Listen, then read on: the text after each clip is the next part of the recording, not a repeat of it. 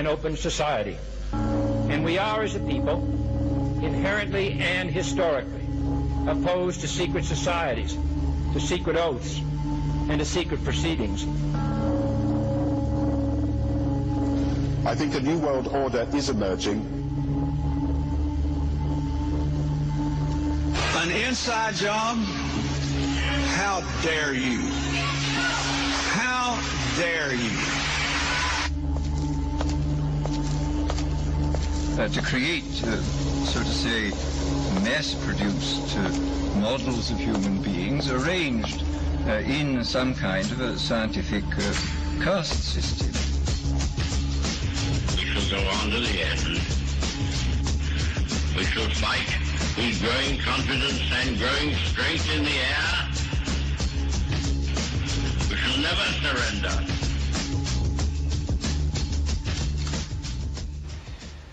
Good day, everybody. This is Tyrannosaur Radio. The podcast of this will also be heard on ucy.tv.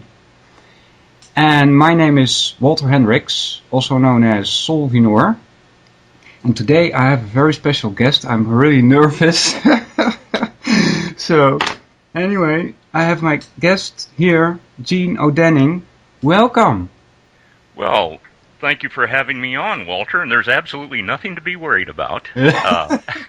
We're just going to try to bring some clarity to people's thinking and get into how they might start to learn on their own by just using this very simple framework, which is part of what are called the 7 liberal arts. These are the first 3, the trivium. And I can't really say that we have subjects here. I base everything that I have since come to know about the trivium from my middle 30s. I'm now age 67, but until I was 33, I had been given the 7 liberal arts as a young person, but I'd never heard the terms trivium or quadrivium. I grew up in the United States, of course, but at age 33, my wife and I went to New Zealand on the advice of the person who really introduced me to these subjects. I spent 8 years with a family dentist in my hometown in the state of New Mexico here in the States. And I'd spend every day after work with him, and he slowly started to introduce these ideas to me. Yes. But I was going to go on to dental school and decided not to. But one of the places that I could have gone to dental school, and the license was, they had a reciprocal agreement with licensing, was New Zealand, which of course speaks English. Yeah. So this particular dentist advised me to go to New Zealand, and it's a relatively small country, and we spent 6 months there, my wife and I, and we must have hit almost every library over there. And this, this mentor asked me to just look at the library, just go through the stacks of books, the nonfiction, and he said you'll be surprised at how many books over there you'll find that have British publishers that we wouldn't see in the United States. Oh. And it really was an eye-opener. Yeah. Just from the idea of publishing. Interesting. And and one of the things that I came across was Dorothy L. Sayers' book or essay, really, on the lost tools of learning. Yeah, I read that on air. It's a good essay. Yes, and that was the first time I'd come across the terms trivium and quadrivium. Yeah, so that by the way, people, is a topic for today.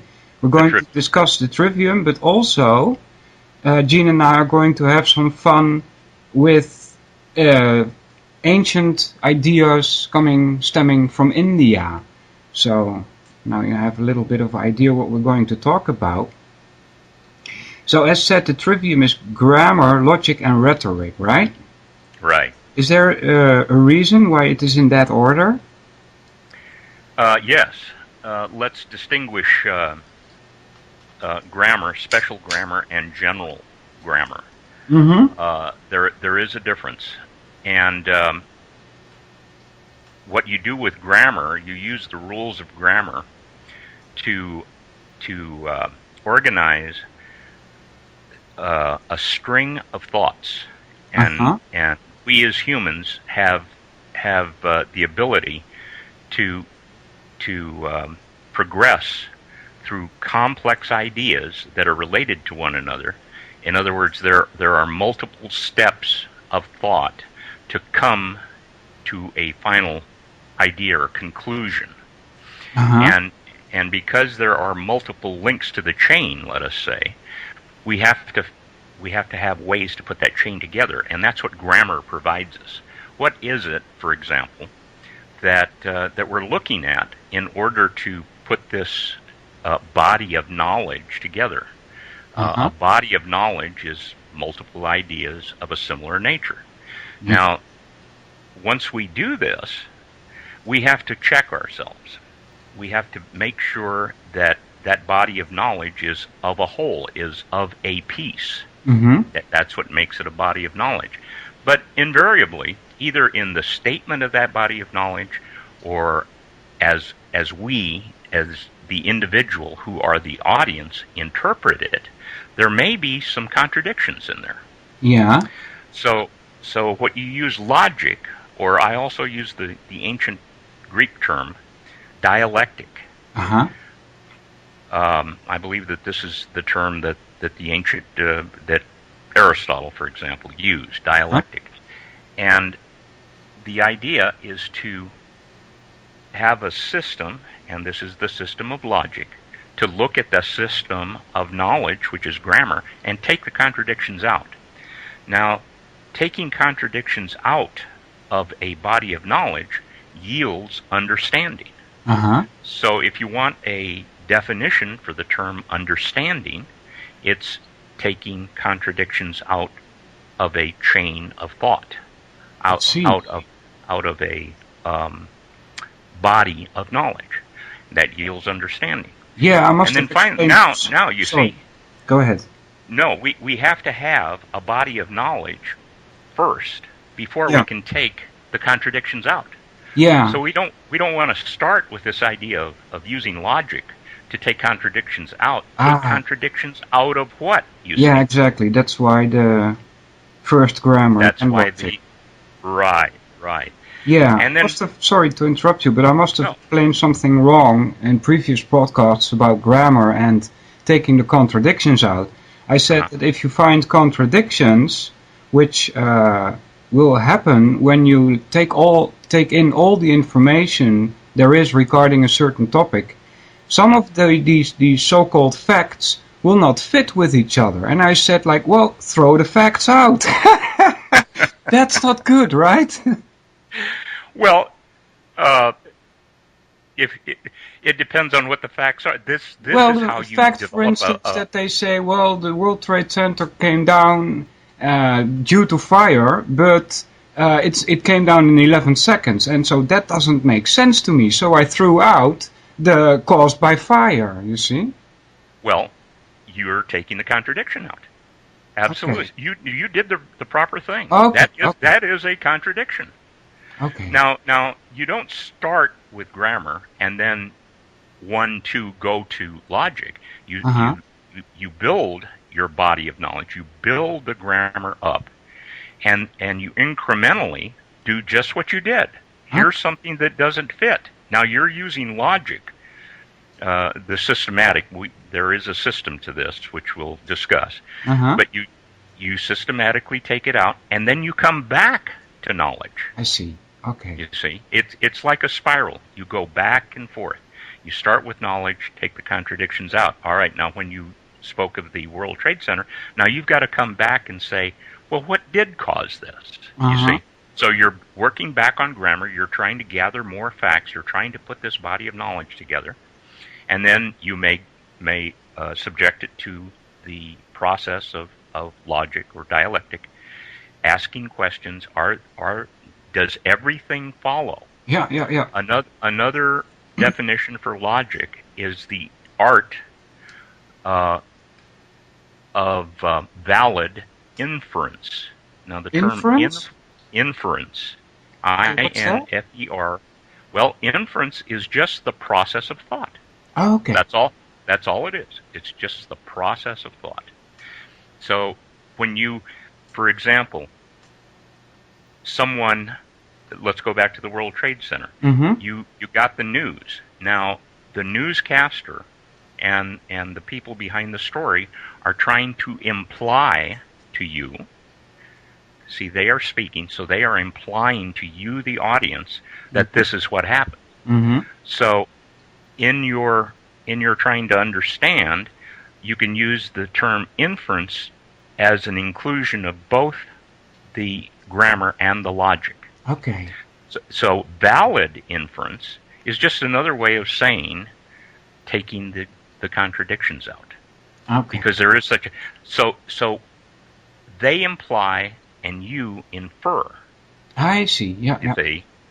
So I would imply to you and you would infer. So this is the way that even when we're speaking the same language, that we interpret one another. And now we get, let's say we've gotten our grammar together, we've taken all the contradictions out. Now we want to go and speak to someone, Mm-hmm. or to test ourselves. Mm-hmm. Is our knowledge and understanding on this particular topic complete? So one of the ways you do that is either to write, which is a wonderful way to do it. Just write things out and see on the page or on the computer screen if there are any contradictions in there. Mm-hmm. Or go to another person and give your explanation. Mm-hmm. Then get their feedback, because they may have other points that are valid about this topic that you hadn't thought of, Okay. and it may add to that body of knowledge and logic, understanding. It may add to your logic and understanding.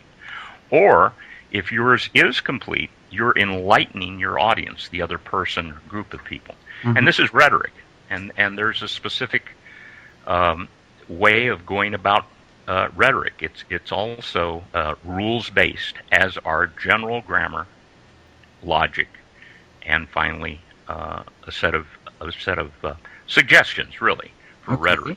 The trivium is not a prescription; it's a framework that reflects the way your mind would work. You observe things in your surroundings or within your own mind. You're making internal and external observations. Mm-hmm. Then you're taking the contradictions out of them to make that body of knowledge a whole. And then finally, you're using that knowledge and understanding in the real world. When you speak to another person or you write something down, you're back in the real world here trying to explain something. Yeah. Now, the best way to tie everything together, and this was given to me also by this mentor when I was, 14 or 15, but he gave me this sentence, and this will start to explain to you the difference between general and special grammar. Mm-hmm. And the sentence was a definition of existence. And here's the way it goes. Existence is every substance, action, attribute, and relationship that is, was, or ever will be. Okay. Now that's a pretty broad statement. Can you think of a bigger answer or a bigger question to ask than what is? No. See? So this is an answer to that question of what is. Well, another way to put this, and you'll see why general grammar is really the rules of grammar itself, whereas special grammar is the rules of grammar in a particular language or a discipline, like a scientific discipline like biology or physics, which has its own set of specialized terms, its own lexicon. Mm-hmm. Now, here's what unites everything. You can also restate that definition of existence. using grammatical terms or parts of speech. So, existence is every noun, verb, adjective and adverb, and prepositional phrase that occur in the 3 dimensions of time. Uh-huh. Now you see, I can say existence is every substance, and you can say that word substance in your language or another language. Yeah. So substance is always the same thing, regardless of which language you're speaking. Yeah. It's a noun or a pronoun. And then action is a verb or state of being. Actually, it's either action or you're stating something is moving or something is at rest. For example, that's a state of being. Uh-huh. But in any language, whenever you're speaking of movement or being at rest or anything that has action, it doesn't matter what language you're speaking. It's a verb. Mm-hmm. You see? And then both of these, and this is in a particular order also, the noun and the verb have attributes to them. Oh, in other words, see, a noun can be let's say an animal, and possibly we're looking at a bear, and the bear seems to be round and big. So this is an attribute. It could be black. So all of those are attributes of the bear, you see. Mm-hmm. But then we could speak of something in motion. Now we see the bear starting to. He was at rest. So being at rest is a verbal description. Mm-hmm. That is his state of being. But he is now starting to run, and he is running faster, as fast as he can. So those adverbs, fast, faster, are modifying the verb. So that's an attribute of the action. Now, in any language, that, regardless of what language you're speaking, those attributes refer to adjectives and adverbs, or attributes put together. Okay. And finally, regardless of what language you're speaking, there are relationships. Now, there are relationships of substances, of nouns and pronouns, and relationships of actions and states of being. So, a lot of these relationships are in time, temporal, or in space, for example. The bear is underneath the tree. Underneath tree is the prepositional phrase. Underneath is the part of speech that introduces tree, the object, mm-hmm. or the subject of the phrase. Mm-hmm. The bear is the brother of another bear in the same vicinity, for example. Yeah. So regardless of what language you're speaking, the prepositional phrase which shows relationships between substances, actions, and attributes are prepositional phrases. Now, there are other parts of speech that vary quite a bit. Those particular parts of speech, nouns, whenever I say noun, I also mean pronoun or a name of I can't think of the name for a proper noun. So when I say noun, I mean any of those. Okay. And then verb, of course, stands by itself. And then adjectives and adverbs are attributes, and then relationships of those preceding 3.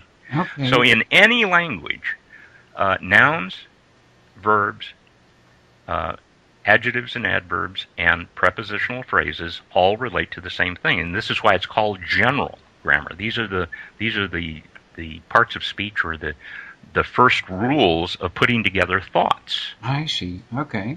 Yeah, and in almost every language, a complete thought is you're speaking about something and you're saying something about what you're referring to. What you're talking about is the subject. We were talking about the bear, Mm-hmm. and then we're saying something. We were saying something about the bear. This is the predicate.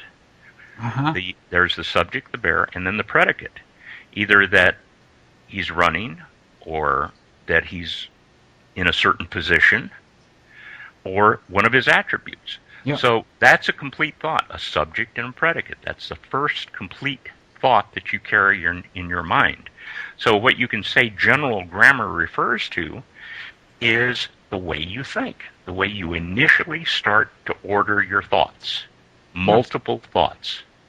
Yeah. So now we can go on to other parts of speech, in other languages that really don't, that just streamline everything, like conjunctions, Mm-hmm.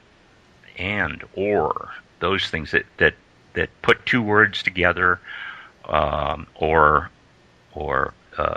two clauses, two phrases. But these are words that really don't stand by themselves, Mm-hmm. as do the nouns, verbs, adjectives, adverbs, and prepositional phrases. Yeah. For example, a preposition, the word that introduces the phrase by itself, of what, above, see what. Yeah. These words do not stand by themselves. They need something else to go with them, and these are called rather than terms of existence, which we just gave a description for. These are called terms of consciousness. Oh. And they lead to streamlining your thought. Conjunctions, articles, a and the, those are adjectives that tell you if the noun is particular, the man, or if it's general, a man. Mm-hmm. See? So these are just modifiers, and we can say that general grammar refers specifically to words or concepts of existence, which were those that I first listed. And then there are these other modifiers, and various languages have different types of modifiers, but we use that for thinking economically in a particular language. Uh-huh. Like, my only language is English, but I'm told that you can be much more succinct in almost any other language, because English has so many terms that have multiple meanings, Uh-huh. and other languages are more exacting than English. So all these terms, prepositions, conjunctions, interjections, articles. An interjection, by the way, is a word that has emotion. It's always followed by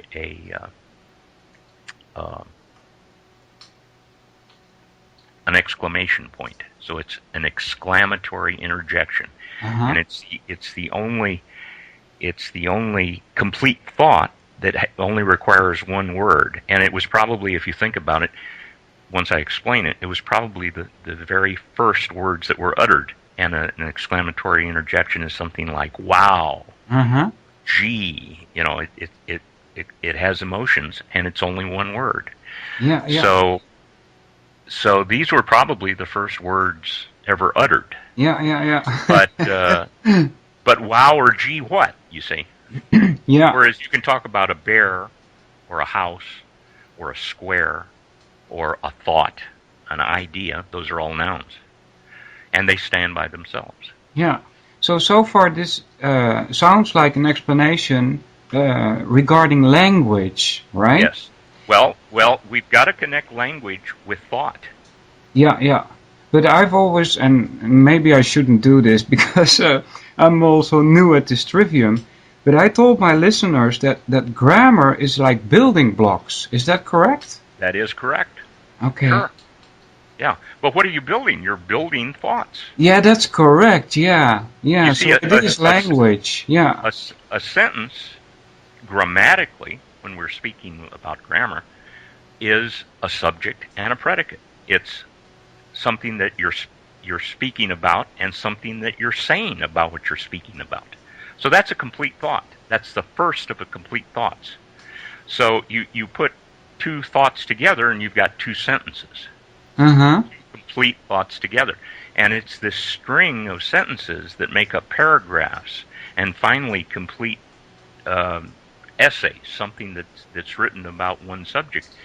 And then you put these paragraphs together, and you'll wind up with a monograph, for example, an essay on one topic. And then you take several monographs and put it together, and come up with a book or a description of an entire series of thoughts, of an entire subject matter, of an entire topic. So these are the initial building blocks. Now, when you have these building blocks put together, as I said, when you write something out as you understand it, you can go back through after writing it, or even when you're writing. Oftentimes you can see, as you did about the Twin Towers, you can see that something doesn't fit. And now you're in dialectic, you're in logic. And what you're actually doing, dialectic refers to the conversation that you have with yourself. You can think of it as the right side of your brain asking questions of the left side, and then the left side asking questions of the right side. So this is the internal dialectic. And then finally, if you have another person or people around you that you're still trying to bring understanding to, you have an external dialogue with them. And what you're trying to do is seek the truth of the matter in a dialogue. So you can actually use this idea of taking contradictions out in a dialogue with other people. Yeah. But first, of course, you're working on your own understanding. So the building blocks of grammar bring you knowledge, but this is more or less, this is undifferentiated data to begin with. Yeah. You put data of the same quality together, and you have knowledge. Now you still don't have information. You're still within the grammar stage. You still have data of a similar nature, but it's after you take the contradictions that are either within the statement or within the way you, as the audience, reads it, or as the observer distinguishes it, then you just take all the contradictions out, and this yields understanding. Yeah, so and of course, a building block can be a fact that is correct, but if you understand that fact wrong, there's also a contradiction. Is that correct? Exactly. I see. Until you get the contradictions out. Now, you still have to have, for example, going back to our 9/11 example, you still have to have more data. Yeah. You know that fuel, that kerosene fuel that was used to fly an airplane, that was given as the excuse for the building coming down, doesn't produce enough heat to cause the building to collapse in its own footprint. So you have to go back and get more data. Yeah. Now I don't believe that this is the case. See, my inference, I don't believe what they imply. I infer that this is wrong. So now I've got to go back and get more evidence. And as you build evidence, then you get closer to the truth of what did happen. And this gives you understanding. And of course, you go on to rhetoric and explain yourself to others, explain yourself to yourself. Yeah. And usually, when in that process, whatever it is that you're trying to know and understand comes into an even finer knowledge and understanding as you were explaining it, until finally you have a coherent body of knowledge, a body of knowledge of this chain of thoughts. So this idea of coming to logic, which is really Aristotelian logic. He didn't use that term. This we can start to make our connection back to ancient India, which is, as I say, I'm 67 years old now, and as I'm getting older and older, I see more and more connections to India as being the birthplace of civilization. And the way I look at civilization is that people started to think in terms of property, of mine and yours. And the first property they looked at was the earth. They come from the earth, but now they're starting to have this idea of that the earth is for my benefit. Whereas primitive people, and I'm using the term primitive not in a detrimental sense, not pejoratively. I'm using primitive in that these people look at things in very primary ways, which is not to say simple ways. They look at their understanding as they come from the earth. They are products of the earth. And of course, it's explained in many ways, Mother Earth, that type of thing.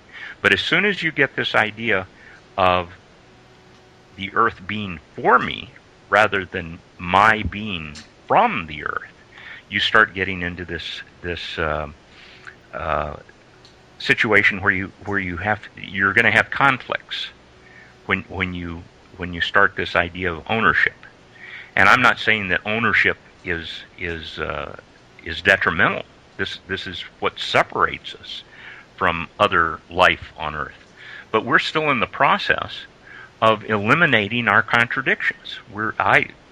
As I look at it, we're still in the childhood of civilization, which, as I say, is not necessarily a bad, evil, or a detrimental condition.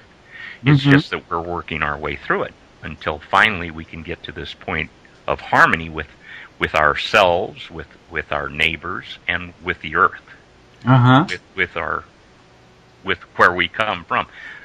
In other words, when we can balance coming from the earth and utilizing our environment or the earth to our mutual advantage with it, then we will have come out of our childhood into our adolescence, I suppose we could say, or into our early adulthood. But I see that as I speak to people from India, that they have a different perspective than we as Westerners do. And most of the people that I've interviewed are from the third caste. If you're familiar with their caste system, they have 4 major castes. Well, the people that are overseas that I've known in the United States and in New Zealand and in other travels that I've come across, they're from the third caste, which is the agricultural, the merchant, and the artisans. And they're not involved in their political situation at all. Of course, the caste right above them, the second caste, is the warrior caste. And then the caste above them is the priestly and judicial caste, the Brahmins. And these are the Brahmins are the ones that have the complete big picture of their civilization and manipulate the castes underneath them to their ideas of how civilization and society should work. And in order to come to those conclusions that they do, I really think that they probably developed what we now refer to as the trivium. For example, most of the logic, the Aristotelian logic that we utilize in the West, was probably not given to Aristotle. He had a three-step method in logic itself. It's called a syllogism, which is a Greek word meaning connected discourse. Cool. That's whoa. Now you're speaking Chinese to me. Well, all you have to do is connect discourse. Discourse is just speaking or thinking. It's connected. Okay. Now it's See? Chinese. Yeah, you have knowledge. Now you have knowledge, and now you have understanding. So it's connected. Yeah. Now, you had written me an email, and you used a term, a priori, or a priori, which is a Latin term. Yeah. And it always goes with another term, which is a posteriori, or a posteriori. And what they mean is a priori just means prior. Yeah. And posterior means behind or before. Now, these relate to the two things that the only two things that the mind can do. It can take ideas apart and it can put ideas together. Oh. That's it. We're You going look out into at the deductive and inductive now. Exactly. So, and these terms, and they're kind of unfortunate terms that have come down to us from the Middle Ages, from when Latin was generally used by scholars, by the followers of Thomas Aquinas, who are called the scholastics.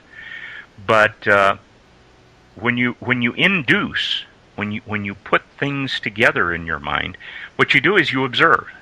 Yeah. Let's go back to our bear. There's a bear standing there, and right next to it is a fox. Well, these seem to not have exactly the same characteristics. And then you see another animal come up to join these two, and it looks like this bear over here, and a third one that looks like that. So you put it all together, and you come up with a concept, bear. Mm-hmm. You've taken three particular instances and then come up with this concept and a word, bear. Okay. So the mind is putting particular observations together in a generalization.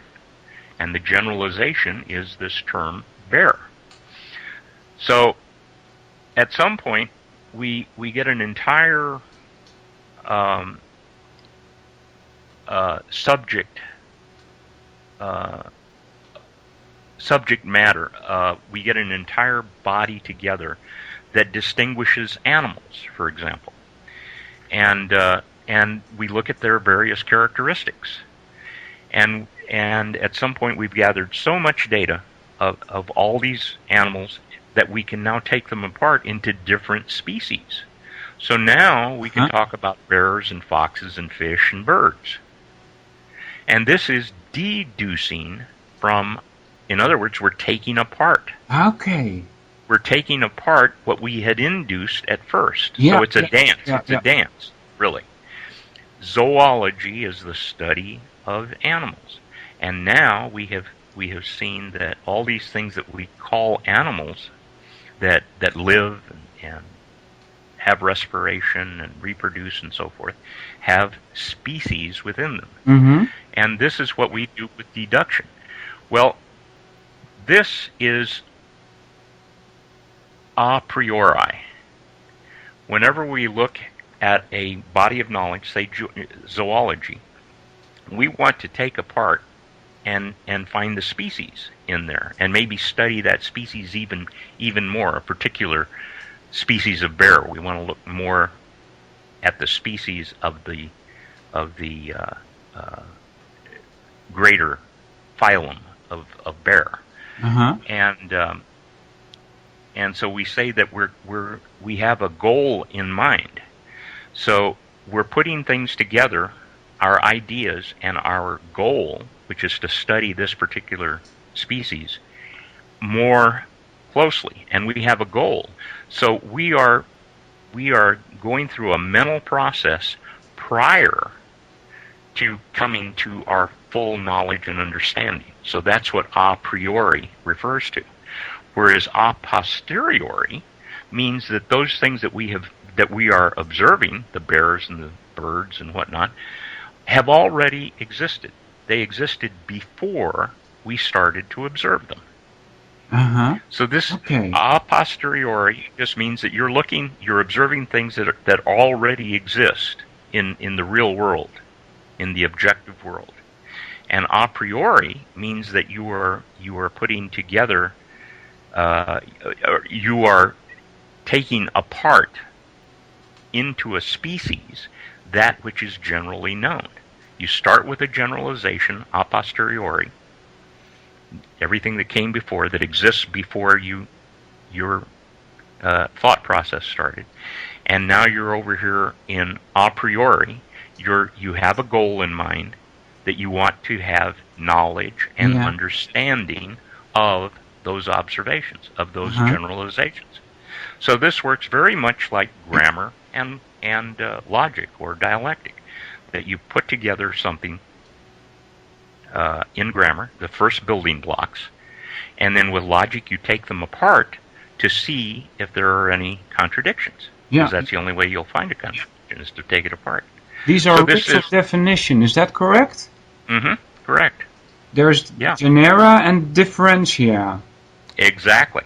And this is another part of logic. This is not the syllogism, which only works with taking things apart. Okay. With deduction.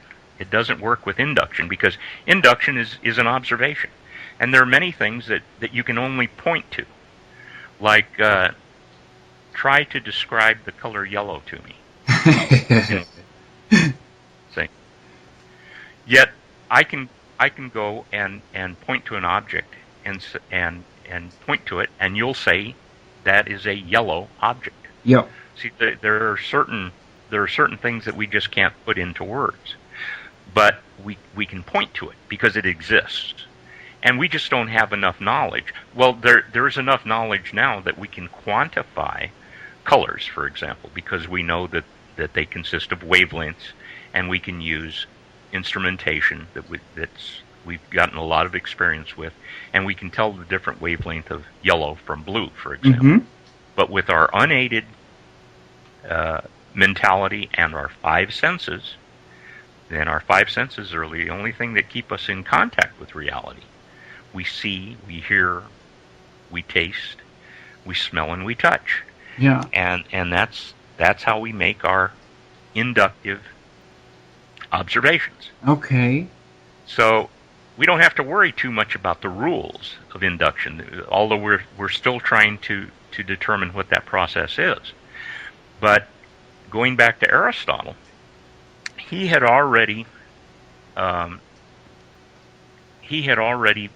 published what he called his book on rhetoric. Now, he had been the tutor, the private tutor of Alexander of Macedon, who later became known as Alexander the Great. But he was tutoring Alexander in his adolescence, and he gave him what he knew about grammar and rhetoric. And then Alexander, of course, grew to become a conqueror. And as he went from Greece throughout the ancient world, he finally got to Persia and India, and India was just such a complexity to him that he turned around and came back. And I believe it was on his way back, Aristotle's nephew, it was his Aristotle's great nephew on his sister's side, was sending back specimens, plant and animal specimens to Aristotle. And it's been known that Alexander's expedition was sending these items back to Aristotle, but his nephew, and I got this from speaking to several people of Indian descent, Mm-hmm. that they had this idea of logic, of taking contradictions out, and rather than a 3-step process that we now know as Aristotelian syllogism, a major premise, a minor premise, and a conclusion, they had a 5-step process. Oh. And one of the steps was pretty much what we consider a priori, or Okay. deductive, is the first thing that they would state in their 5-step syllogism was their goal. Huh. What was it that they were trying to prove? Uh-huh. And Aristotle evidently got this 5-step system sent to him by his nephew. Uh-huh. And he pared it down, he streamlined it to these 3 terms because it was easier to utilize. But you can go to the internet and do a word search on 5-step or just Indian logic, and it will be explained to you, and you can contrast the Indian syllogism with the Aristotelian syllogism. So here was Aristotle, who had published his book on rhetoric, and he had already taught this to Alexander.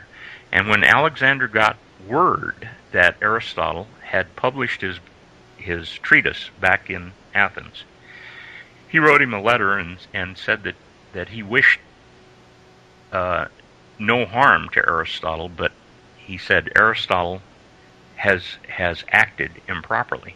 Oh. Because he says, now what do I have when I'm relating to my enemies? He has no way of using rhetoric to overcome what he sees as opposition to the that he's fighting. And it's said that it was shortly thereafter that he had Aristotle's nephew executed. Oh. Yeah. Hey, as long as we are on this topic, I have one question that a listener sent me. You mind if I ask this? Oh, please do. Oh, no, this is not so nice of me. I had the question in my email and I unfortunately closed it. Let me open this for a sec. And I'm really looking forward, because we're already 1 hour gone here, to a little bit of discussion about Indian philosophy. Because I have a lot of trouble with them, to be honest with you. Well, I do too. And it's not with the people that are in the Vaishya caste. These are the believers. It's just like I don't have trouble with people that belong to any of the bureaucratic churches. Yeah. You know, the Western churches. Usually the believers have a sense of ethics, a moral code that they feel that they're getting from their religion. But it's the people that lead these religions. Yeah, indeed. I don't care which one it is. And I think that all of these bureaucratic religions have gotten their impetus from India. That everything, the Indians actually call Hinduism the mother of all religions, of all organized religions. Yeah, and I can understand because I've read a lot of Veda, so to speak. Mm-hmm. And although I cannot trust the translations, I find a lot of ideas in there that can be found back, like the Trinity, for instance, in Christianity. But here I have the question. It says, the Trivium method, and please correct these questions if they are wrong, okay? The Trivium method implies that there is one objective reality and that it can be known through the senses and understood through cognition. Now here comes one of philosophers I haven't read much. It's about Kant. He says, up to now it has been assumed that all our cognition must conform to the objects. but all attempts to find out something about them a priori through concepts that would extend our cognitions have, on this presupposition, come to nothing. Now that I have to read that like 3 times to understand it, first of all. And then it continues, hence let us once try whether we do not get further with the problem of metaphysics by assuming that the objects must conform to our cognition. Now that doesn't make sense to me at all, because objects to me, as a noob philosopher, are part of reality. And we don't decide what reality is. Reality does. Exactly. Reality has no contradictions. Now, I've heard a lot of discussion about this since I stated it on Jan Irvin's show about 5 years ago. That is to state that reality has no contradictions is a matter of faith. Oh? Yeah, but that is the definition of reality. That it does not contradict itself. It is in harmony with itself. It's our interpretation of reality. Now, getting back to Kant, he had a very, like many of these modern philosophers, I take all Western philosophy, because of my background, back to Plato and Aristotle. And really, the person that put together this idea that the senses mean a lot was Pythagoras. And Pythagoras spent 20 years in Egypt going through the mystery schools there, and then he made his way across to Persia. And lo and behold, where was his last stop? India. Pythagoras came back from India to start up his philosophical and religious school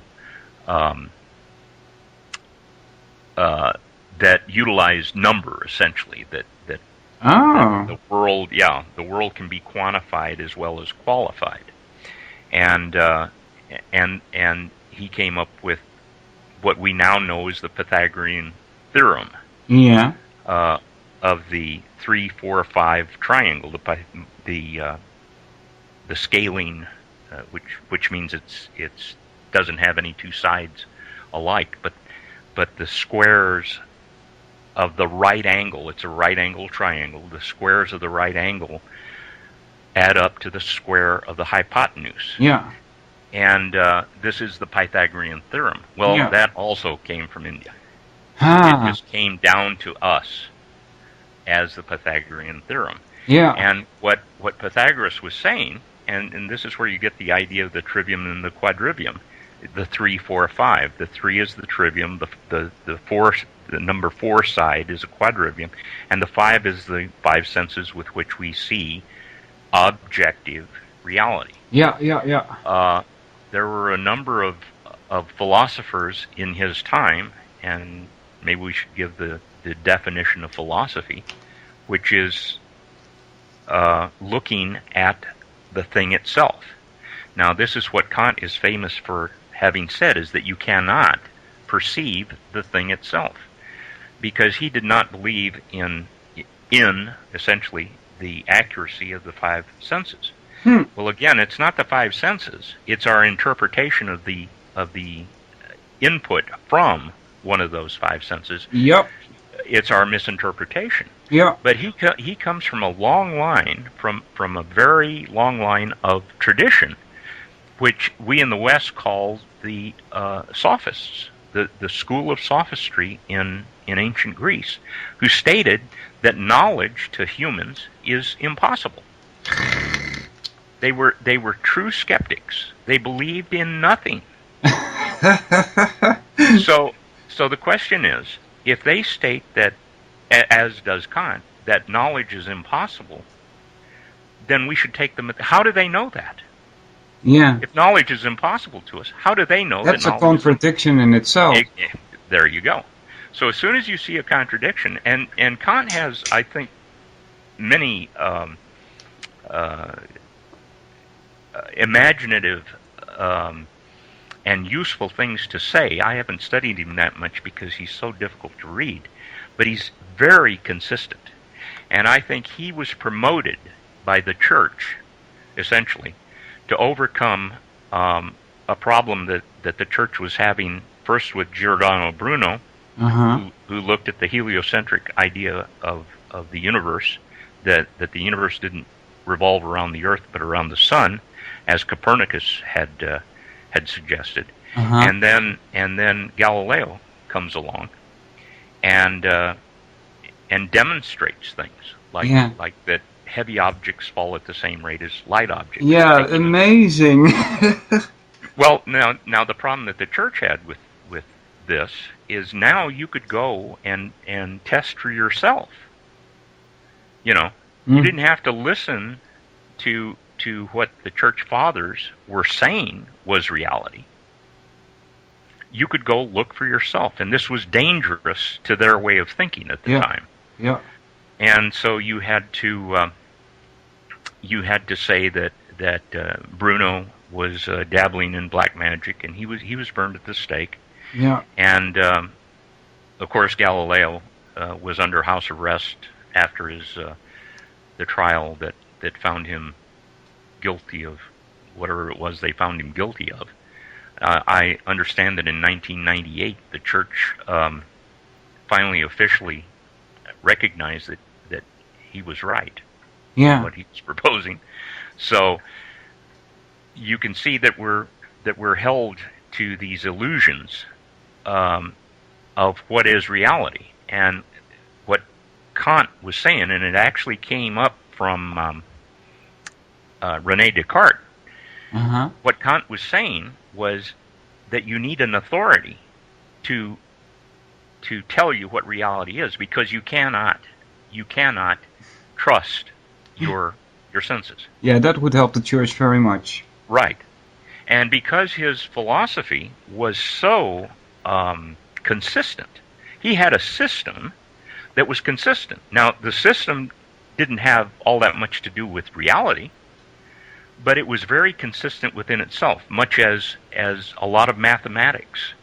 There are a lot of disciplines in mathematics utilizing cardinal numbers rather than ordinal numbers. Yeah, but that's not fair, is it? I mean, if somebody says that there is no free will, for instance, I've heard this on a podcast also, and then first you start by defining what free will is, and you can build a very good, consistent story around that. But wait a minute. That is why you need the idea of definition in the discipline of logic to see this. It is up to you not to be deceived, because there are plenty of people around who, not necessarily knowingly, are trying to pull off a deception. And a lot of people that I've been exposed to kind of demonize Kant. And I don't know that it was Kant himself, or I know that you have some things that are not all that pleasant to say about Auguste Comte. Yeah, for instance. And you know that those names sound similar, but they're spelled differently. Kant is K-A-N-T. Yes. And Comte is C-O-M-T-E. Yeah. Auguste Comte. And Auguste Comte just came up with this other deception over here called positivism. Yeah. And it's just another way of saying that the authority, whatever the authority says, is the truth. Yeah. And that's positivism. And you can see it in legal terms. Yes. That there is natural law and there is positive law. Yeah. And positive law supposedly is man's law. Just because somebody posited, that's where positive comes from, that somebody said it, posited this idea, and it's been tested in court, if you use English law, that uses precedent, that there have been enough people that have voted on this, that therefore it's true. Yeah. And it's come so far away from natural law. Natural law is discovered. We go to nature to try to understand what the laws of harmony are. And if man comes up with the idea of making a rule to govern the behavior of other men, so long as it's in harmony with natural law, put into the language of man, it's usually just. It's usually keeping other men from harming their fellows or their fellows' property in civilization. But when it starts getting so far away from natural law that it's just the rules that are made up by someone as they go along, because we've, over time or enough people say that this is so, this is the precedent, then it's called law, and now you have the authority of law. Yeah. So you're always being inundated with this concept of authority over you, that you cannot trust your own thought, you cannot trust your own senses, you cannot trust your own observation of nature to discover its laws, or to see where this positive law, which is always undergoing revision, differs from natural law. So it's up to you to have this idea of defining. And to me, the rules of definition, let's just go back to logic or dialectic. Sure. Because it essentially has three parts. One is the idea of inductive and deductive reasoning, which, as I say, you always try to simplify things down to their basics. And induction is generalizing or putting ideas together. Deduction is taking those general ideas apart. So it's the two things that the mind does. It takes ideas apart and it puts ideas together. And you can even go to the two hemispheres of the brain and determine where most of this occurs. Deduction happens in the left hemisphere of the brain. Induction or generalization, seeing the big picture, is on the right side. Oh. So we've differentiated the two types of reasoning, and then we go to the syllogism, which is how to take how to systematically go about deep general observations, and that is the syllogism. And then finally you go to how do you determine what is, or how do you define, how do you identify things? Yeah, that's an important one, especially yes. for a philosopher.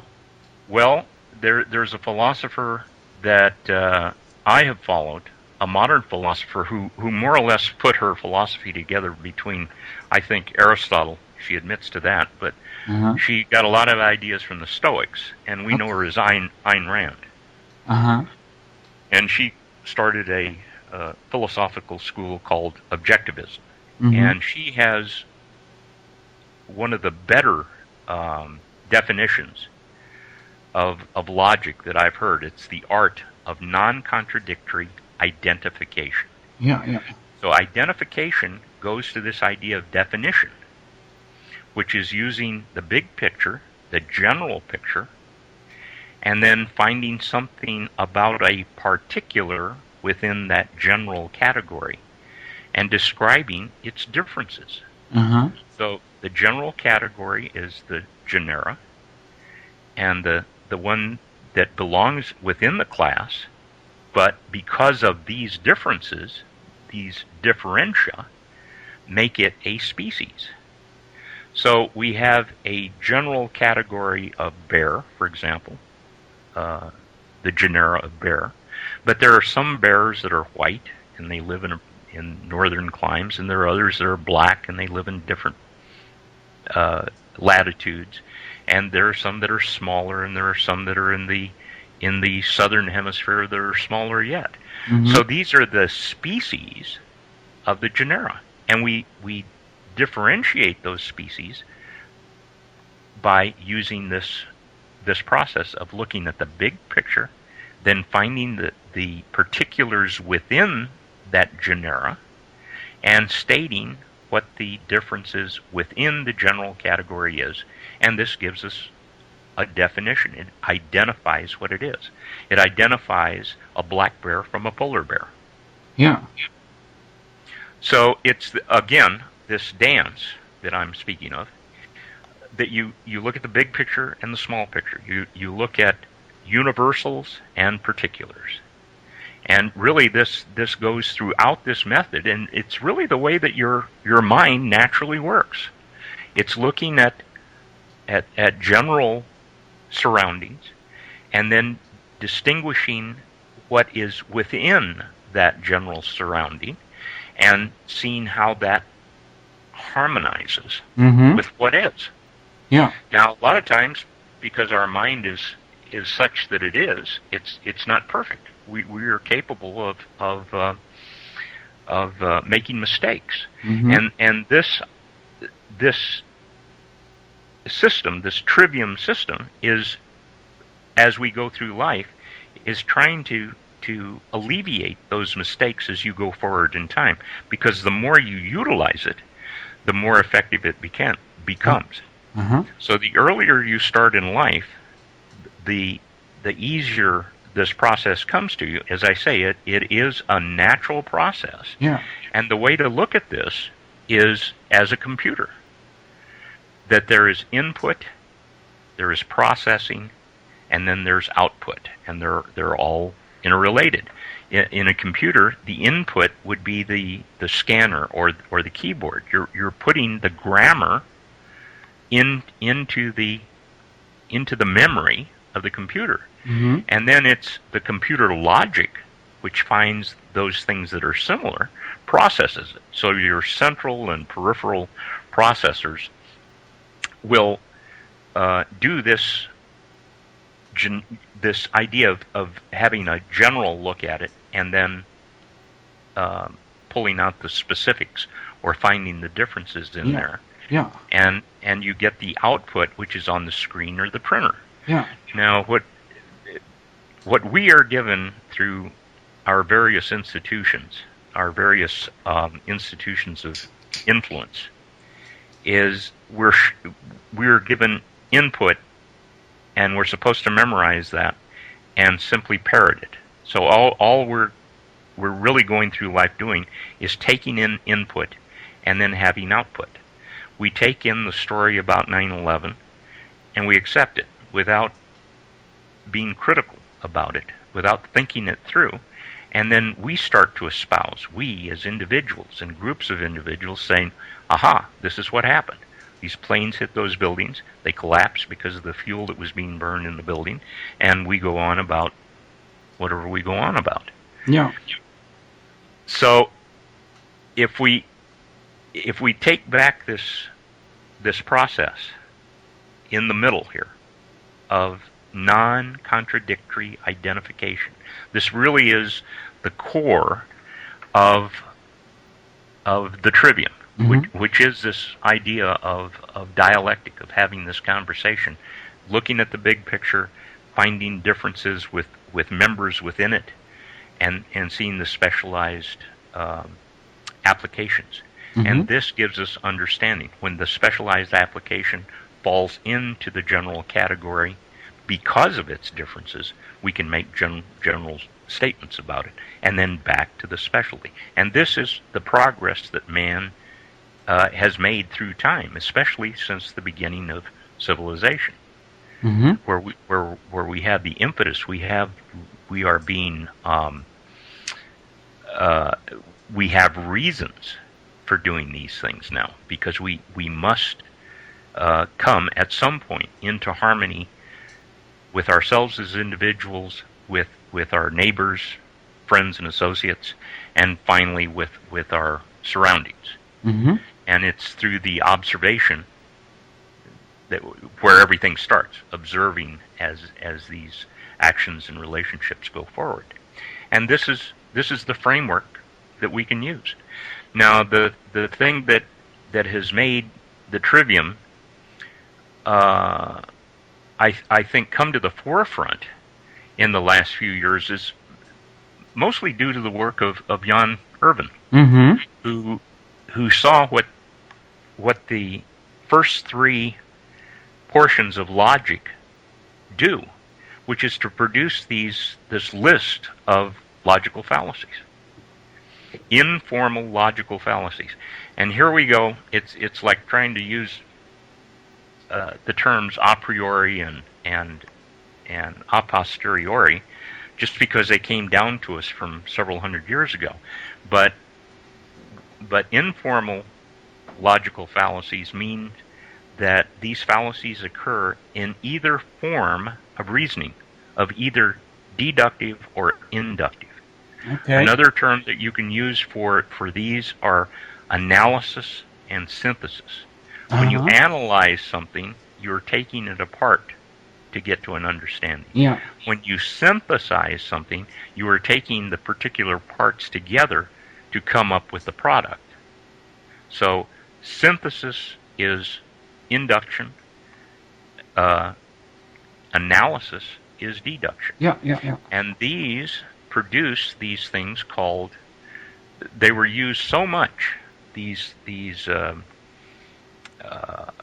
contradictory statements, that various schools, philosophical schools in the ancient world, both Eastern and Western, came up with this list of fallacies that occur in either form, in either inductive or deductive, and that's what informal logical fallacies refer to.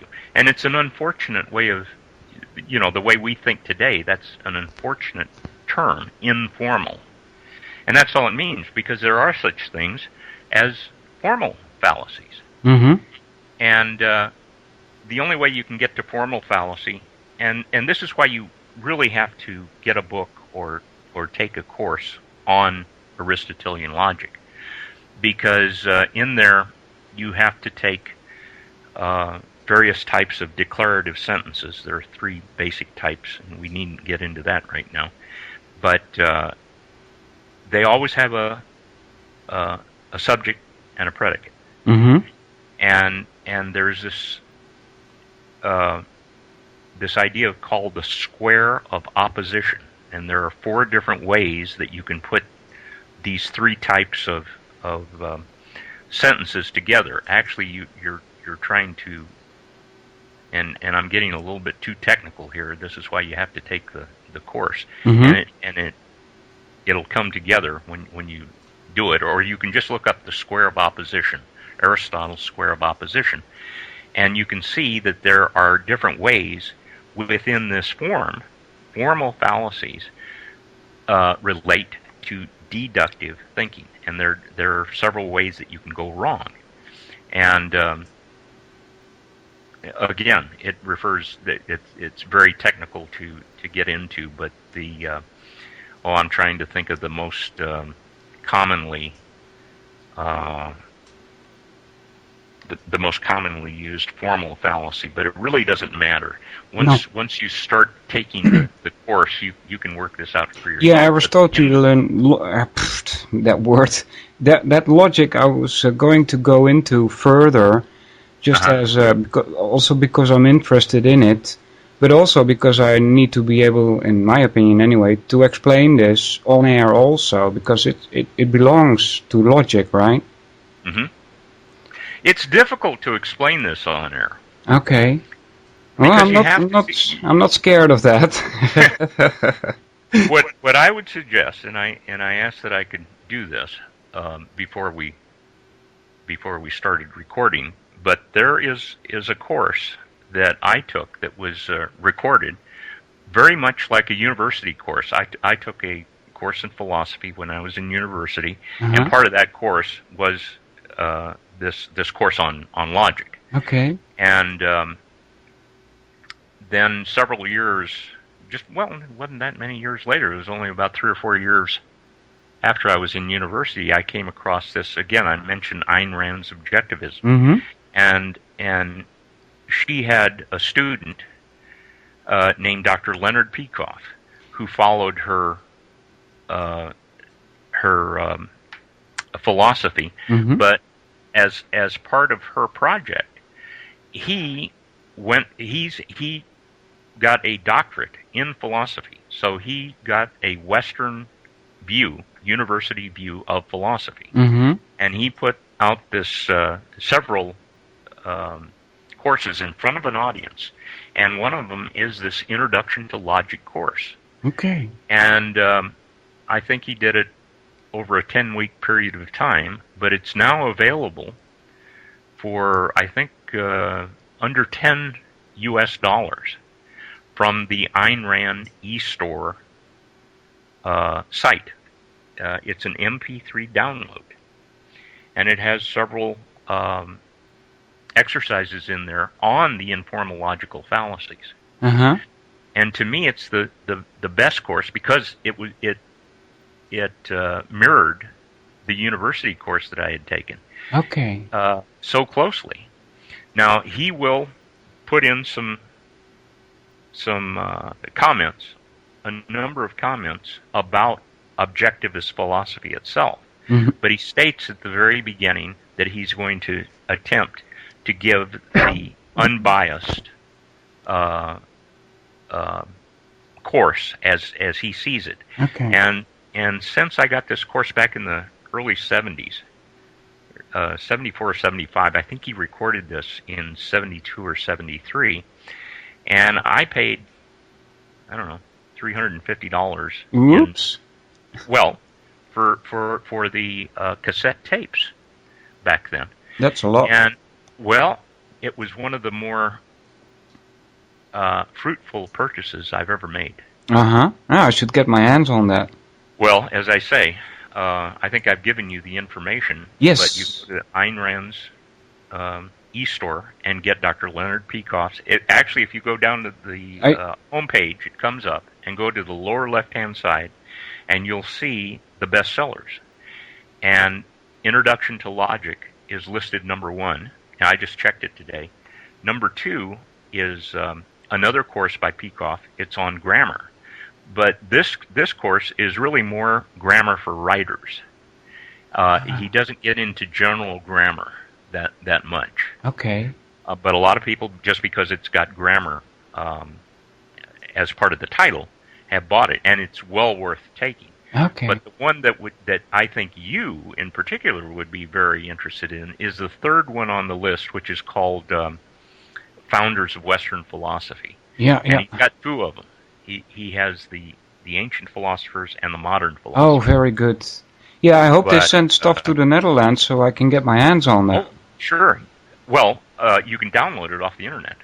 Oh, like that. It's not a cassette anymore, of course. No. No. I went through so many cassettes, and then I purchased them on DVD, and they were $300, between $300 and $400 each. And each one of those, actually all of those bestsellers down there, that are listed down there, they're all Peikoffs. There are a number of different authors on this site, including Ayn Rand. But I can't really say that I was a student of Ayn Rand. Mm-hmm. I really was a student of Dr. Leonard Peikoff. Okay. And as I say, there is much in there that is worthwhile, and there is much in there that I disagree with. Yeah. And I haven't ever found any one school of thought that I am completely taken with, which leads me to bring up another website, and I'm so happy to see this occurring worldwide right now in the so-called alternative media. Mm-hmm. But just the other side of you, up there in Sweden, is the Red Ice Creations, Red Ice Radio. Yes. And I would suggest they have, particularly lately, they have a number of extremely informative interviews. And one of them that I was particularly interested in is a scholar from there in the Netherlands, Geert Andriga is his name. But you can go to their website, look through their inventory there. You mean Red Ice? Red Ice, yes. Correct. Yeah, not red ice, that what you see Red with, ice, but well, ice that is frozen water. Yes, that's what it's called. It's called Red Ice Creations. Go to Red Ice Radio. And there are 2 different programs. One is hosted by a person named Henrik Palmgren. Yeah. And the other one is called Radio 314, and that is hosted by Lana Lokta, I believe Okay. is the way you pronounce her name. But I would suggest going through, particularly, as I say, their last several episodes. And Okay. one of them is on bureaucracy by this Dutch scholar Huh. who teaches there at one of the universities, which I found fascinating. Yeah. But there are just a number of things there. But one of the things that I went through the other day was when you get to their site, up top there are a number of tabs, and I just read the tab called About Red Ice Creations. Mm-hmm. And there is stated, as you go through the entire statement, and I've heard you in your presentations echoing much of what they're trying to get their audience to come across is to question things. Yeah. And don't, for example, at the very end, he says, don't throw the baby out with the bathwater. Yeah, exactly. In other words, even the Brahmins, who have brought so much superstition to us through India and through religion, even they had much constructive to say. Yeah. In fact, I've come to believe that anything that man makes, that anything that has come from the mind of man, because it's not in complete harmony with nature, because we are fallible beings, there is a constructive use, there is an absent-minded misuse. In other words, people being useful fools Mm-hmm. by misinterpretation, and then there is abuse Mm-hmm. of this thing. And one of the places you can see that is, getting back to the trivia, in rhetoric.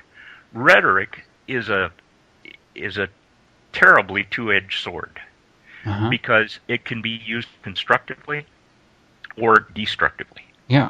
Convincing people, like you had mentioned, one of the dangerous tenets of having this idea of immortality, that we have an immortal soul that has come out of India.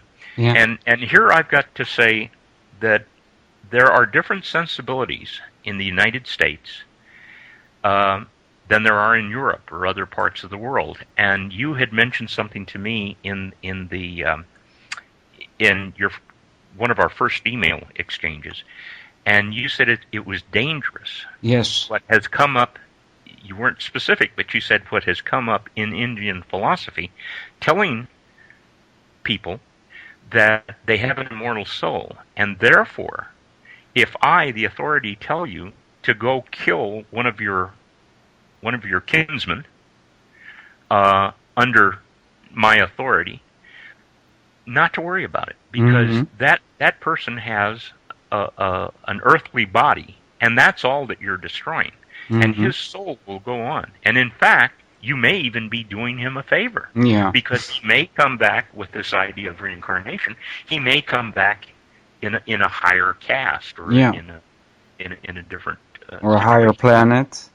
or a higher planet, whatever. Yeah. But I had never heard that in the United States. Yeah, I've understood that this idea of selling you on immortality to do less than constructive things is dangerous. But I had never heard that until I went to New Zealand, and I was speaking to someone from Australia. So that is a sensibility that has not come about in the United States. That this idea of immortality, and you're doing somebody a favor by killing them in war or whatever, is a terrible deception.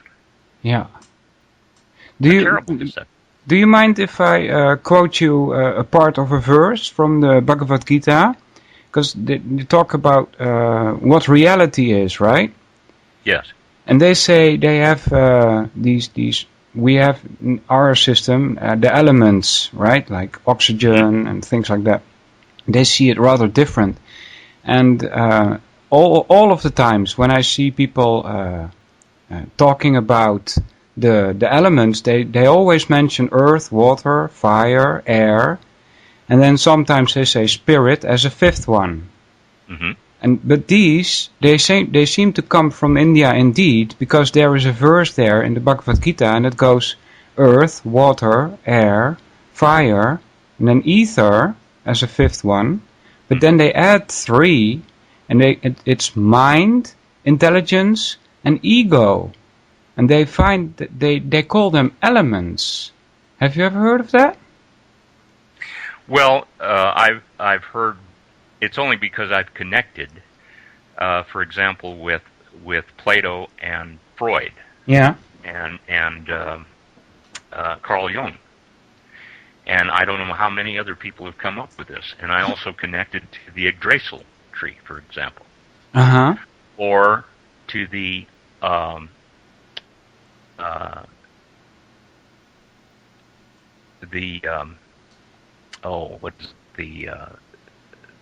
Greek oracle at Delphi. Yeah. All of these have 3 elements, what you're just speaking of. Uh-huh. And let's see if you can connect what you just described there. I'll use Plato's terms. Okay. And he said that we have a base element to our psyche. Now they're the ones that came up with these terms, psyche. They were goddesses or sub-goddesses or something, or Psyche herself was the one who came up with mind. And so the base element is a beast, and this is where your appetites are. So this is your appetitive self, and your appetites can get you into a lot of trouble, but these are the things that can lead to your survival. Like you have an appetite for food, you have an appetite for shelter, you have an appetite for safety, you have an appetite for sex. And unchecked, these appetites can lead you astray because you're not conforming to either your surroundings or the people that surround you. But you can alleviate these with the second part of your psyche, which is the will. And he likened it, rather than to the beast, he saw the lion as being more noble than this uncontrollable beast. The lion at least has some degree of control and nobility, and of course a will. That the lion will not necessarily kill for no reason, but for hunger or for domination. But it always has the rudiments of a purpose. So this is the second part. And then finally, there is the higher mind, or the mind of the philosopher. And this is the one that you can actually control. And this is where the higher people, the natural masters, he saw things as people being either naturally masters and natural slaves. Yeah, leaders and followers. Right. And that the masters are in contact with their higher self, with this philosophic, with the logos, with the logical self. And this is the one that you can cultivate. And of course, how do you cultivate it? You cultivate it essentially through the trivium. Yeah. You see. Now, Freud took exactly the same thing, and he had the Ich, the Mensch, and the Übermensch. And in Latin that was translated to be the id, the it. You see, the man, the Mensch, and the Overman, or the Superman. Yeah. And these correlate exactly. Although he uses the term man, where Plato used the term lion, the willful self, the ego. So there is the id, and in fact, Plato actually called the slavish part of the population, as he saw them, he called them the its. Yeah. They're all its. Yeah, that's why I don't like him. Well, right. And here we go up to Freud, and he has the id, or the ich, the it, yeah, the man, and the Superman. Then a person, of course, who was influenced by Freud is Carl Jung, and he has the shadow. The shadow correlates to the beast and to the id. Okay. And there's not much you can do about the shadow except accept it. It is part of your psyche. Uh-huh. And then the next one up is the child. And this connects to Freud's ego and to Plato's lion. And the child, you see, has some degree of control, but it's immature. Uh-huh. It's not fully volitional. He can't make good. And then finally, the third part, which Jung calls the wise old man and the old mother.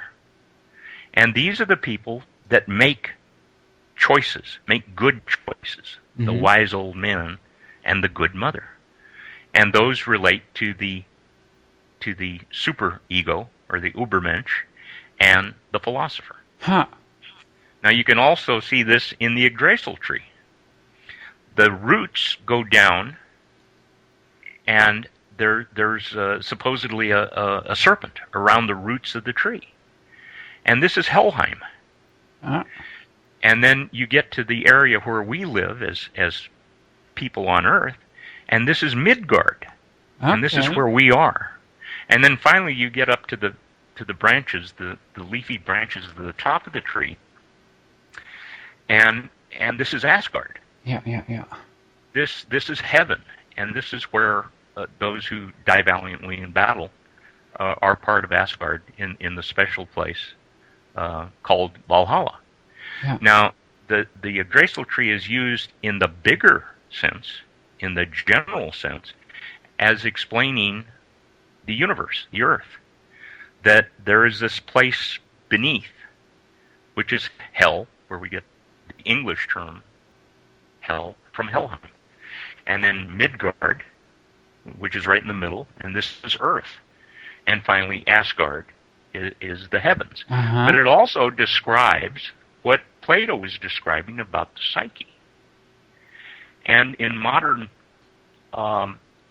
brain science, and you've all heard this, is that we have 3 parts of the brain that are built on top of one another. Mm-hmm. And the base part of the brain we often call the reptilian complex. Yeah. And reptiles have only instinct, only base appetites. They have no will of their own. In fact, when they're cold-blooded, when the temperature goes down to a certain level, they become completely inactive. They go into a hibernation state. Mm-hmm. So they have almost no control. But then you go up to the second part of the brain, and oftentimes we call it the mammal complex, which is built on top of the reptile complex. Well, the mammal complex is where we have this idea of will, where we start to have emotions. And there's a reason for emotions if you just look at the children of mammals. They have an extended childhood after birth, and usually it's the mother that has an attachment and needs a motivation to take care of that child. Yeah. So this is where emotions come in. That mammals were probably the first creatures to have emotions for these various reasons. This is the lion. The lion is a mammal. Yeah. And it's got the rudiments of will, just like a child has the rudiments of will, can make choices, but often immature choices. You've made a lot of connections to those last 3, mind, intelligence, and ego. Yeah, and finally, we have the neocortex, the new part of the brain, which is the philosophic part, which is the one that we can cultivate. This is where we can actually take control through study, and through implementation. And this, of course, is the upper part of the brain, which, as I understand it, almost all mammals have. One of the interesting things is, of the 5 senses, reptiles have 4. And in the mammalian complex, of the brain, which is built on top of the reptile, Yeah. we have the sense of smell. Mm-mm. So reptiles can only taste. That's why you often see them flicking their tongues out. They Yeah, can yeah, taste, yeah. but they can't smell. And so those are our five senses within the reptilian and mammalian complexes. Yeah. And then we have the part where free will exists. If we make the conscious effort to utilize Yeah. the neocortex, to become philosophers, to look at things in themselves rather than looking to authority. Yeah. Now these, the last verse that I quoted, that is supposed to be, they call them elements. But there's something missing from there, because in all of those elements I don't see any consciousness appearing. And then they come up with this idea of jiva, where we get the word rejuvenate from, for instance. And maybe anima, but I'm not sure about that. They also call it atma, and that those are Sanskrit terms. And they try and tell us that we are a soul, or we have a soul. I'm still confused as to what exactly I am, because it's a real problem. I've only come to the conclusion that I'm not my body and I'm not my mind, but that's about as far as it goes for the moment. But Consider this. Rather than saying you are not one or the other, in other words, either or. Yeah. How about also and? Yeah, that's what people keep telling me. Yeah. But I really have a hard problem with accepting that I am this body, because I see my body changing from childhood to older age, but I'm still the same person. You see, I'm still what's in there. What makes my body move, what makes my body alive, is still the same. So I rather look at that and try and find out what that is than focus on my body, you see? Well, I was listening to some of your presentations, which you emailed to me when you first invited me. Yeah. And one of the things that you mentioned is, what is it to be alive? What is the life force? Yeah. And all I can say is, we don't know. I don't know. I don't know. We don't know, right?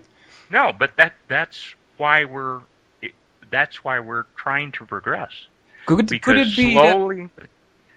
that it's just not conceivable? Well, obviously, because we haven't conceived of it yet. Yeah, You see, I don't look at that's a cruel joke, though, to make on us, isn't it? No, not at all. It's possibly one of the. There's this idea that there is a reason for everything. Yeah, exactly. And then there's this idea that there is no reason, that it's all determined. Oh, really? Yeah. Well, that doesn't make sense to me, because everything that I look at in nature has a reason. Well, it's in harmony. It's in harmony. Yeah, you can determine a reason for it. You can interpret that it has a reason. Yeah, like for instance the sun and its planets. It's obvious that the sun is there to enlighten and warm the planets. It's not so hard, is it? But when you look at the overall picture, what is it? I mean, what is it doing there? One of the basic mysteries to me is what animates life.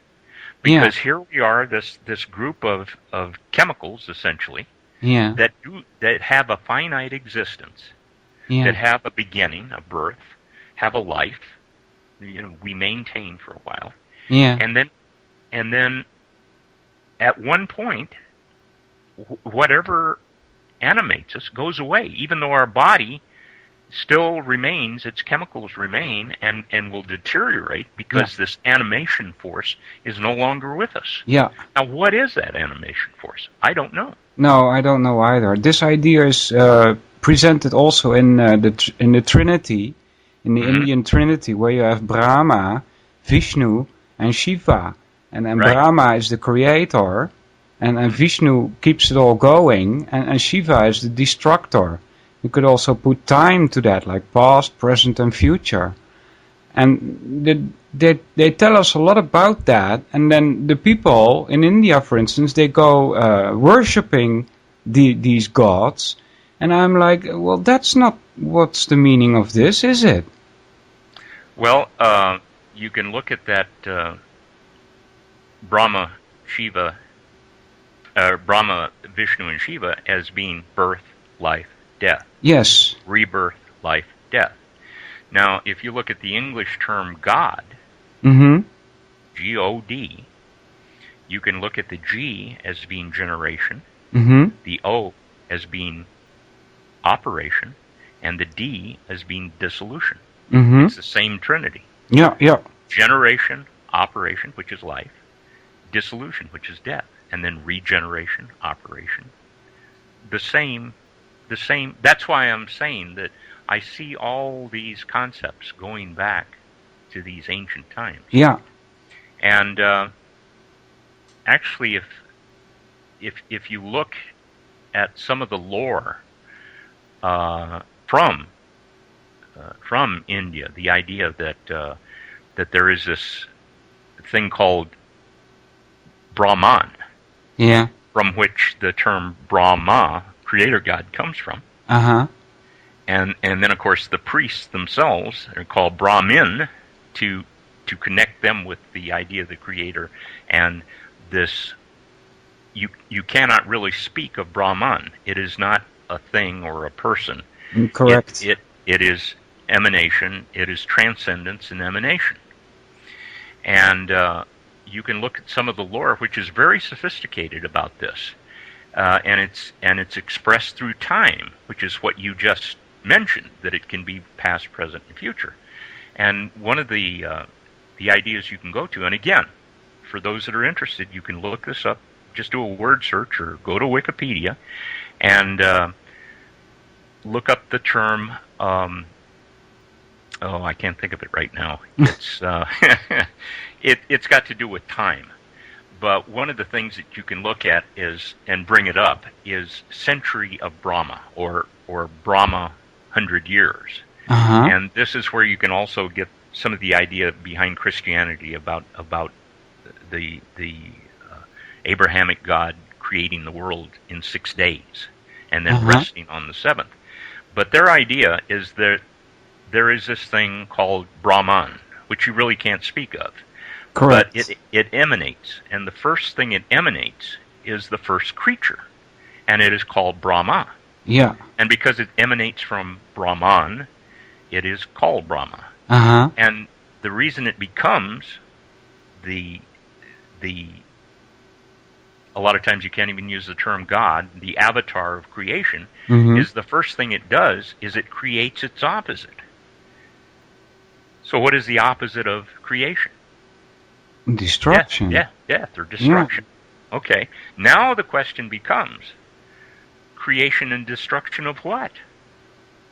So you have to have this idea of something that goes on for a period of time.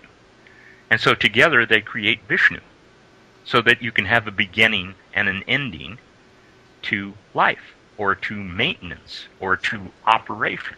Yeah, that's the order in which they tell me it happened also.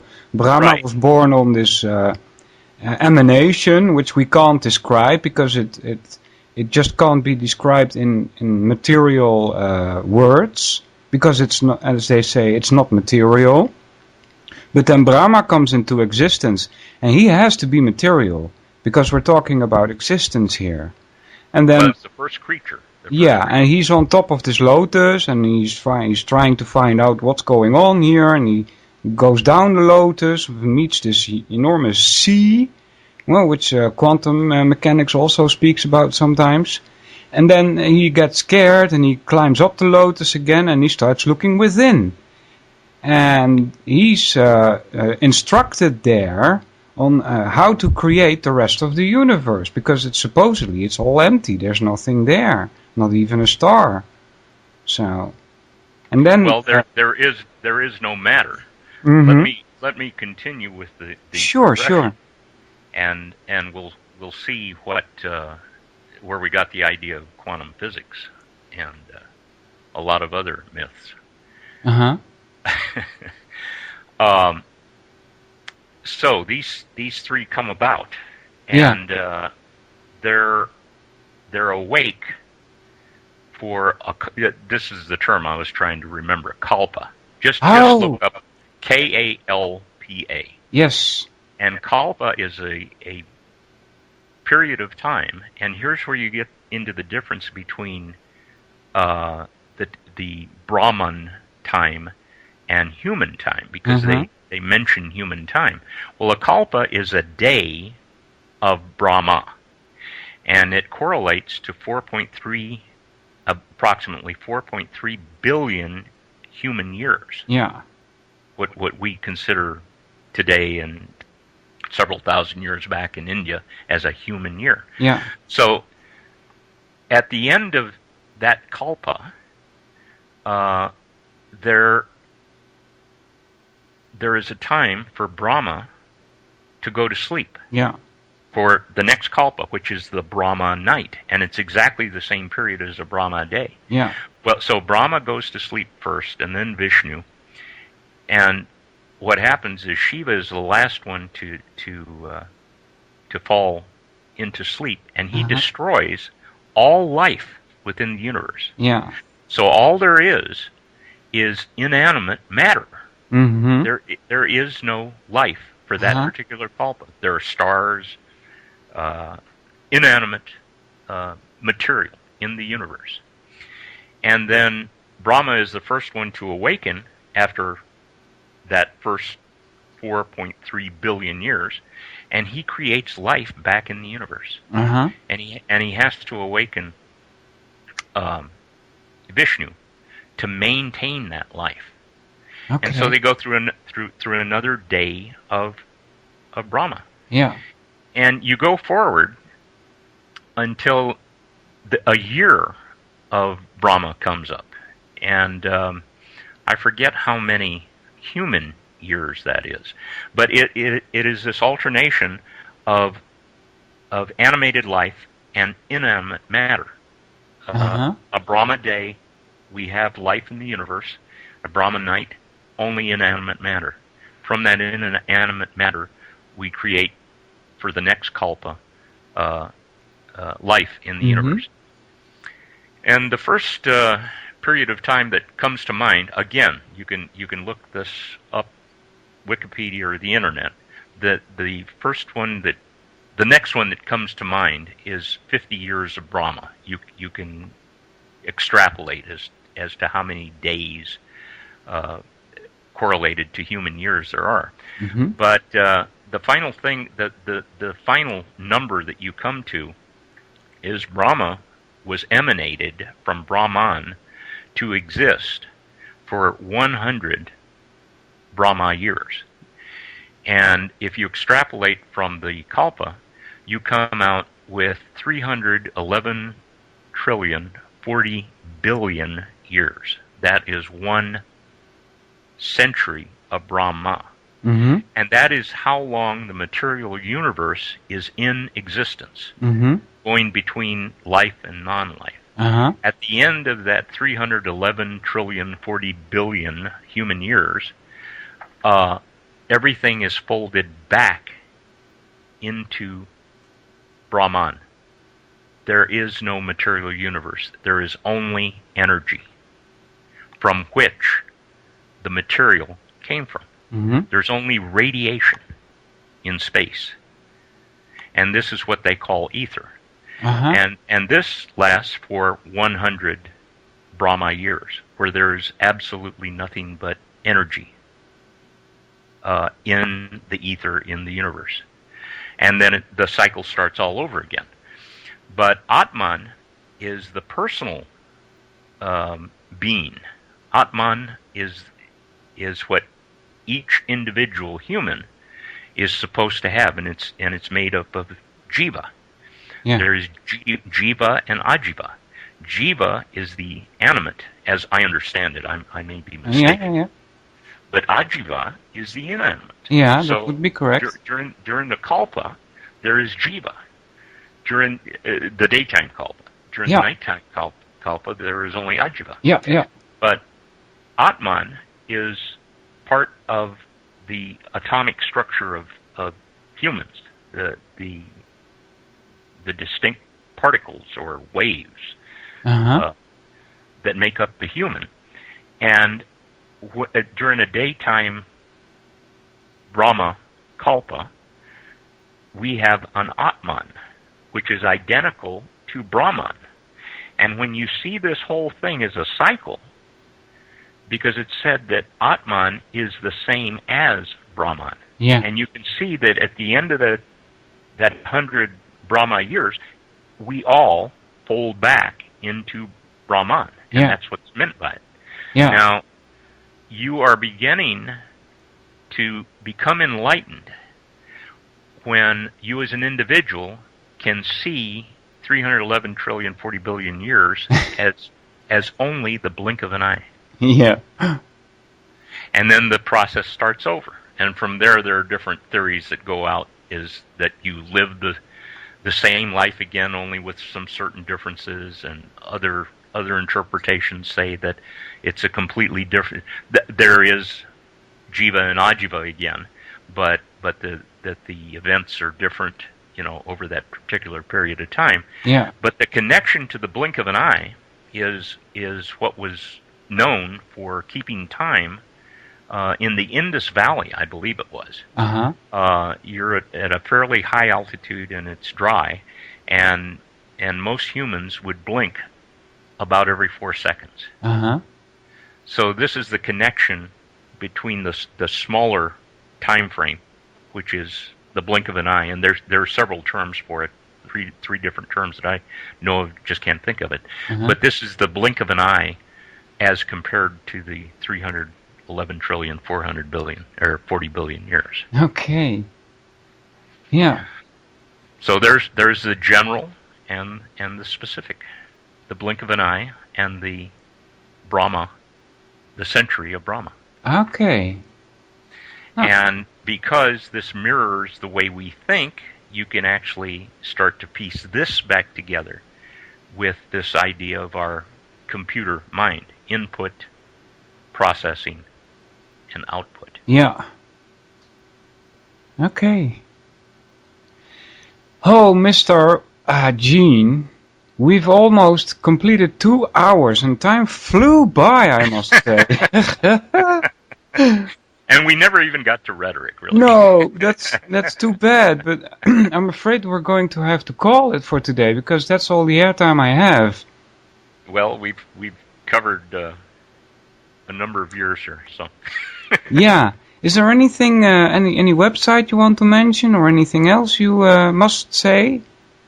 Well, I'd like to mention the ones that I've said, because Red Ice. Go to the About section, and they are stating in there, read the entire thing, things that I have in my mind, and it's stated much better by them. I'm finding that the people that have followed this little journey since Jan Irvin and I had our first presentations together, that people are starting to state these things much more succinctly than I can. Okay. Red Ice Radio is one of them.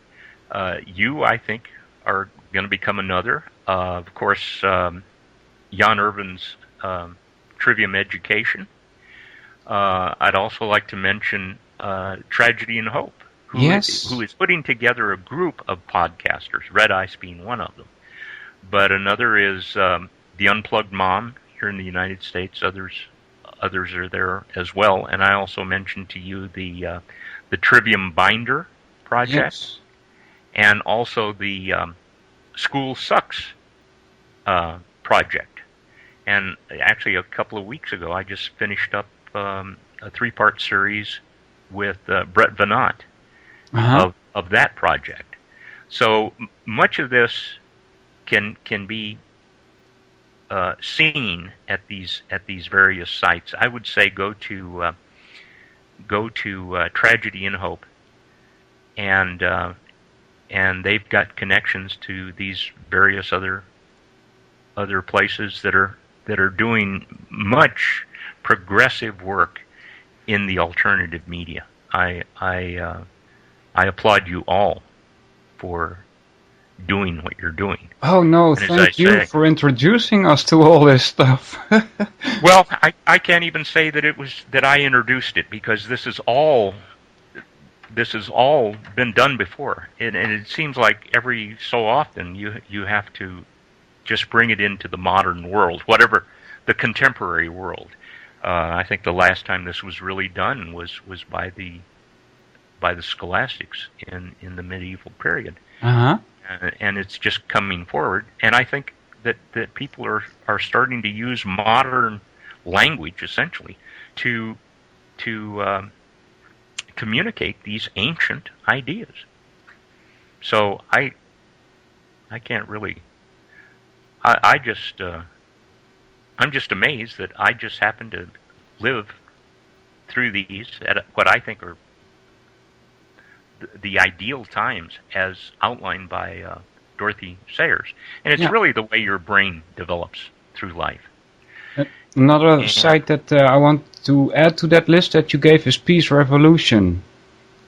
Well, that is Tragedy and Hope, yes. Oh, is that the same? Oh, okay. Well, they're actually two different projects, but they're both under the auspices of the owner. Yes. Yeah. I'm getting terrible. He's going to shoot me for this. Richard Grove and Lisa Arbachevsky. Yes. Well, thanks very much, Gene. Yeah, you're welcome. My I pleasure. hope the listeners liked it. I'm sure they will like it, actually. Well, I'm looking forward to getting to more of your presentations that I didn't have time to get to, but yeah, I applaud all that all of you are doing. Well, thanks very much. Very well done. The very word secrecy is repugnant in a free and open society. And we are, as a people, inherently and historically opposed to secret societies, to secret oaths, and to secret proceedings. I think a new world order is emerging. An inside job? How dare you? How dare you? To create, so to say, mass-produced models of human beings arranged in some kind of a scientific caste system. We shall go on to the end. We shall fight with growing confidence and growing strength in the air. We shall never surrender.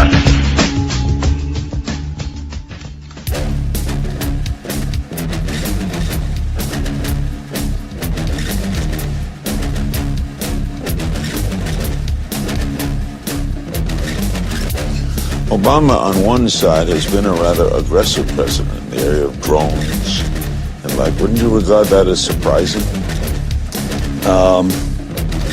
No, it's something we developed on our watch. We had the drone platform. And he uses it. Well, and so did we. But we always, we were the ones that put together the drone with the weapon system. Initially, they were unarmed. And we used them, I think, to great effect.